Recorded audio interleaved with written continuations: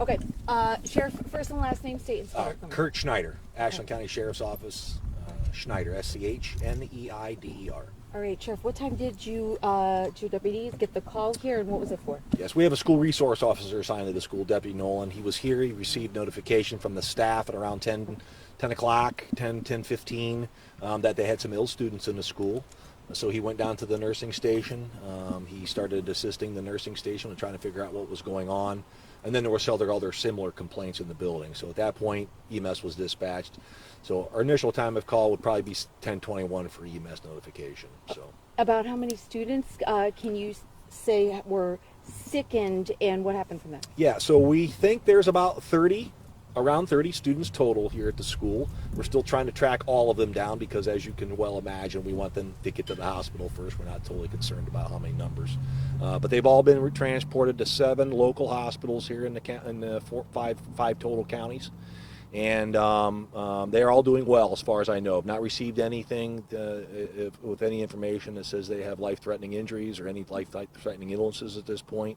But we're working very well with our counties, associations in all 5 counties, be the sheriff's offices, police departments, medical professionals, health departments, just trying to get to the bottom of exactly what happened here today. So we don't have a whole lot of information right now. Sure. We're still doing a lot of inquiries and find out exactly what happened and maybe why these children were sick. But Yeah. we'll use due diligence and try to uncover every avenue we can. So. When you talk about sickness, what kind of symptoms were they reporting or that they showed? Who did they report that to in that chain of events? Yeah, at this particular moment, we believe that most of the symptoms are related to or very similar to just ordinary cold symptoms. You know, I think even an initial report was carbon monoxide poisoning. So symptoms along those lines is what we're being reported. A few other little things like some hands tingling and feet tingling and maybe even some lightheadedness. But again, those could all be very similar to those exposure to carbon monoxide. But we're looking at all of that stuff right now and not ruling anything out at this point. But we have other professionals here looking at the various things that are happening within the building,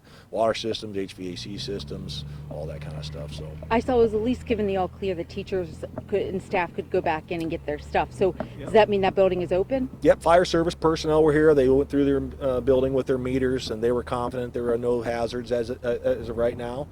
So we're allowing the staff to go back in and take care of whatever business need to be taken care of here at the end of the week, in preparation for the holiday weekend and things. And so they're going to debrief on the incident themselves that they normally would do. Is this campus closed, or like will there be a football game that will play here tonight? I can't answer that. That would be a question for the staff. Okay. But I can certainly pass some information along to him. If I get that information, I can certainly put that back in the press release later on this afternoon. Can you confirm what has been ruled out? No, nothing's been ruled out at this point. Okay. Anything else? Anybody else got any other questions? Yeah, was there any carbon monoxide? I mean, did the fire department detect any of that? Well, they assured me that the building was safe and they didn't have any lethal doses or any high doses of carbon monoxide in the building. Yeah. Of course, if there was, I certainly would have been walking around the building, and I've already been in there walking around just kind of get a glimpse on what's happening.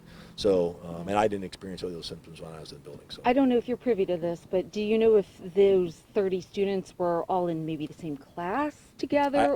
We're still trying to put all that together. So they've obviously were transported out here in a very expeditious manner. We wanted them to get medical treatment, so we're still trying to figure out who was hanging around who, what classes they were in, how proximity of close that they were all at the time of this all happened. Yeah. So as soon as we find that information, I will be certainly happy to release it.